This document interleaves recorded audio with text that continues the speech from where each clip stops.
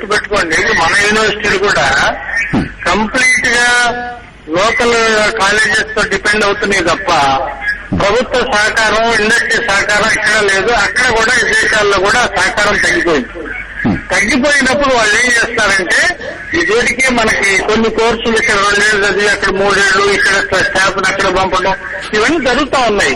కానీ ఎంకరేజింగ్ లేదు, మొత్తం ఓవరాల్ గా చూస్తే ఎంకరేజింగ్ లేదు. ఇవాళ ఆలపై సడన్ మన యూనివర్సిటీస్ ఇక్కడ పెట్టి 50 కోట్ల వాళ్ళు పెట్టుబడి పెట్టి ఇక్కడ క్యాంపస్ కన్స్ట్రక్ట్ చేసి ఇదంతా చేసేటువంటి పరిస్థితి ఉందా అనేది వాళ్ళ చాలా పెద్ద డౌట్. అక్కడ పరిస్థితులు యూనివర్సిటీస్ వాళ్ళ ఆర్థిక పరిస్థితి ఏమాత్రం బాగులేదు. ఆస్ట్రేలియాలో చూసుకున్నా, అమెరికాలో చూసుకున్నా, ఇంకెక్కడ చూసుకున్నా పరిస్థితి అది.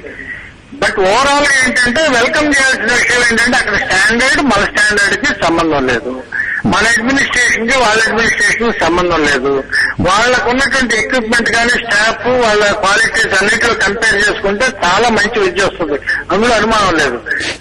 అక్కడ కూడా పాపం వాళ్ళకి ఇండస్ట్రీ సపోర్ట్ లేదు, గవర్నమెంట్ సపోర్ట్ లేదు. అవి లేకుండా వాళ్ళు ఇక్కడ యూనివర్సిటీలు పెడతారా?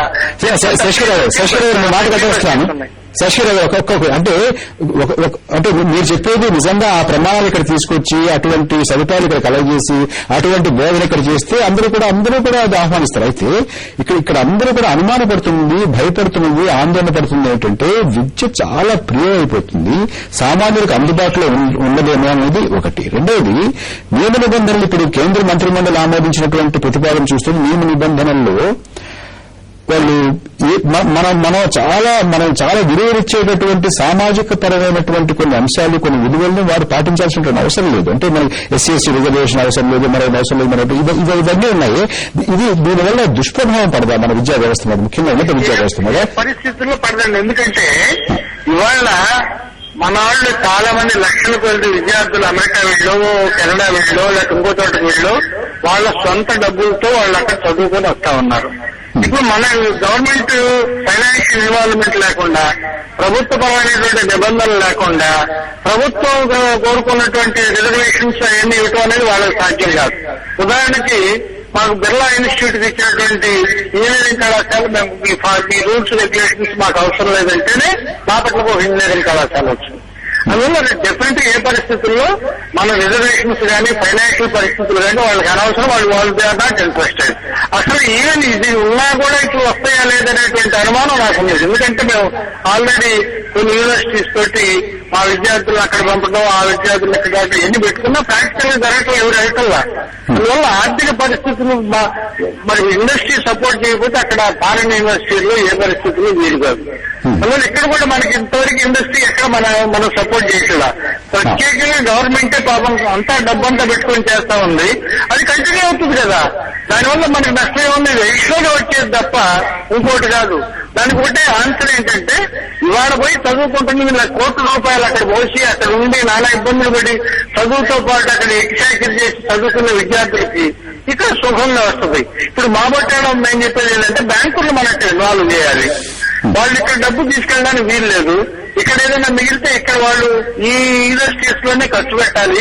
ఇవన్నీ కూడా అనుకూలంగా పెట్టినా యూనివర్సిటీలు మంచి యూనివర్సిటీలు వస్తాయా రాదనేది ఇవాళకి నా సందేహం. శశిరావు గారు మాతో చర్చలో పాల్గొన్నందుకు ధన్యవాదాలు. ప్రొఫెసర్ నాగేశ్వర్ గారు. నేనంటే మొదటి ఒకటి ఫస్ట్ పాయింట్ ఏంటంటే కోర్ కాంపిటెన్సీస్ ను మనం దేశీయంగా అభివృద్ధి చేసుకోవాలి. ఇప్పుడు ఉదాహరణకు మన ఓవేస్ రంగం ఉంది. 50లో 60లో మనకి ఎందుకు ఇందులో ఖర్చు పెట్టడం, ఎందుకు ఈ వ్యవస్థ డెవలప్ చేయడం, ఉపగ్రహాలు మన విదేశాల నుంచి కొనుక్కుంటే అయిపోవు కదా అనుకోనుంటే ఈరోజు భారత అంతరిక్ష పరిశోధన సంస్థ ఉండేదా? క్షిపణులు మనం ఎందుకు తయారు చేసుకోవాలి అని అనుకోనుంటే ఇవాళ DRDO ఉండేదా? మనం ఆలోచించాల్సింది ఏంటంటే ఇది నాలెడ్జ్. ఈ రంగాన్ని మనకు ఒక 50 ఏళ్ళు 100 ఏళ్ల తర్వాత మనకు కోర్ కాంపిటెన్స్ సామర్థ్యాలు, ఇక్కడ ఎవరు ఫీజులు కట్టడమే డబ్బులు కట్టడమే కాదు, ఈ సామర్థ్యాన్ని కెపాసిటీ బిల్డింగ్ మనకు రావాలి. ఇవాళ మన పరిస్థితి దారుణంగా ఉండొచ్చు మన విశ్వవిద్యాలయాలు, కానీ అదే సమయంలో మనకు అద్భుతమైన ఇన్స్టిట్యూషన్స్ ఉన్నాయి, రెండూ ఉన్నాయి. మనం వాటిని ఎలా డెవలప్ చేస్తాం? ఇవాళ IITs వరల్డ్ మార్కెట్ కూడా మనం క్యాటర్ చేయగలుగుతున్నాం. ఆ రకంగా మనం డెవలప్ చేసుకోవాలి. ఒకటి. రెండోది విదేశీ విశ్వవిద్యాలయాలు బ్లాంకెట్ గా అనుమతించకూడదు. కేస్ బై కేస్ గా ప్రపంచ స్థాయిలో ఉన్నటువంటి అత్యున్నత ప్రమాణాలున్న విశ్వవిద్యాలయాల్ని మనం ఆహ్వానించవచ్చు. రెండోది ఆహ్వానించేటప్పుడు సాధ్యమైనంత మేరగా మనం ఎంకరేజ్ చేయాల్సింది మన విశ్వవిద్యాలయాలు మన సంస్థలతో. ప్రభుత్వం బ్లాంకెట్ గా అనుమతించేస్తుందేమో, బ్లాంకెట్ గా అనుమతిస్తుంది చెప్పారు కదా, లేదు సీక్రెటే లేదు. ఇది ఎఫ్డిఐ ఇన్ హైయర్ ఎడ్యుకేషన్ అంటే ఎవరన్నా ఫారెన్ ఎడ్యుకేషన్ రావచ్చు. ఇంకొకటి కూడా మీరు డీమ్డ్ యూనివర్సిటీస్ ఎక్స్పీరియన్స్ ఉంది. ఇదే ఆర్గ్యుమెంట్ డీమ్డ్ యూనివర్సిటీ పెట్టారు. ఏం జరిగిందని ఇలా అనుభవం 44 డీమ్డ్ యూనివర్సిటీలో ప్రభుత్వమే రద్దు చేసింది. ఇక ఇవ్వమని చెప్పింది ప్రభుత్వమే. మేము ఆ రోజు ఇవే చెప్తాం డీమ్డ్ యూనివర్సిటీస్ అలా డెవలప్ అవుతుంది. అయినా ఇంకో అందువల్ల కొన్ని కండిషన్ సుమారుగా ఇది కూడా mirror image of deemed universities అయ్యే ప్రమాదం ఉందా ఆందోళన. అందుకే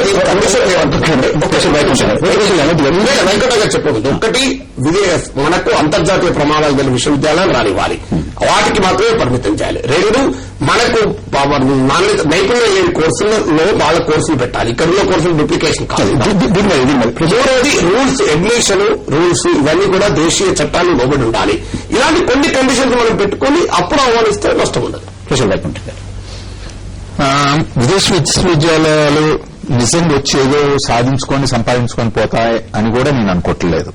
ఎందుకంటే ఎన్ని విశ్వవిద్యాలయాలు వస్తాయి, ఎంత డబ్బు వస్తుంది, దానికంటే ఎక్కువగా మనం ఆలోచించాల్సిన 2 విషయాలు. అక్కడున్న వాతావరణం అంటే ఇప్పుడు వాళ్ళకి ఎన్రోల్మెంట్ తగ్గుతుందనేది మనకి పత్రికాముఖంగా తెలుస్తూనే ఉంది. మన విద్యార్థులు కూడా చెప్తూనే ఉన్నారు. ఈ మధ్యన కేంబ్రిడ్జ్ యూనివర్సిటీ వైస్ ఛాన్సలర్ వచ్చిన 1 సంవత్సరం కింద వచ్చారు ఇక్కడికి. వచ్చినప్పుడు ఆమె కూడా చెప్పింది మా స్టాండర్డ్స్ ఈ విధంగా మెయింటైన్ చేస్తున్నాము అని. ఆమె విజిట్ లో ఆ యూనివర్సిటీ గురించి చెప్పుకోవాల్సి వచ్చిందంటే కొంత పబ్లిసిటీ ఇచ్చుకోవడానికి కూడా ప్రయత్నం చేసింది.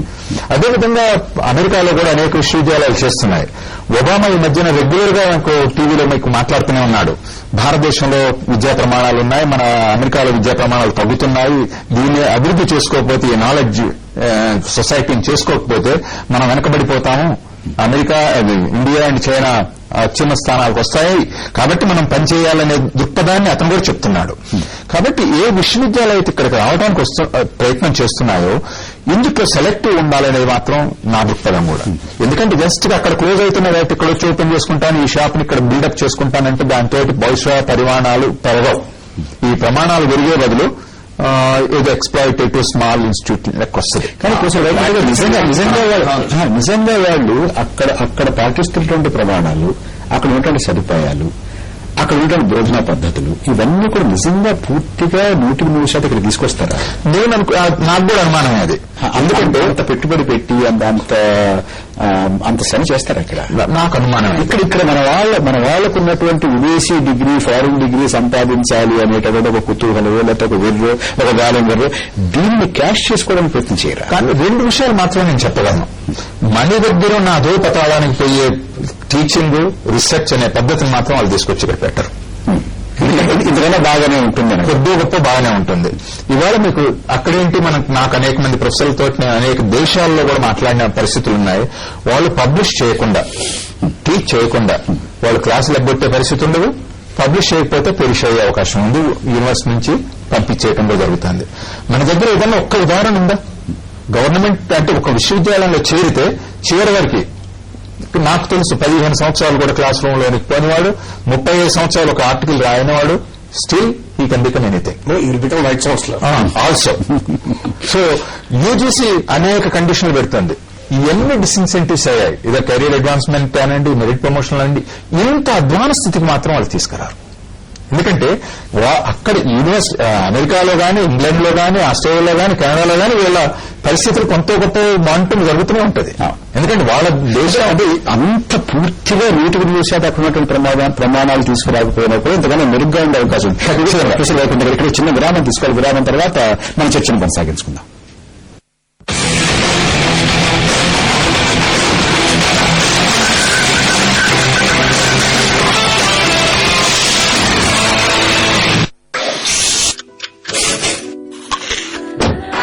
పెట్టే ఈ రోజుల్లో ఒక ఎక్స్ట్రా గంట లభిస్తేనా ఇంకా ఎంతో చేయగలిగి ఉండేదాన్ని.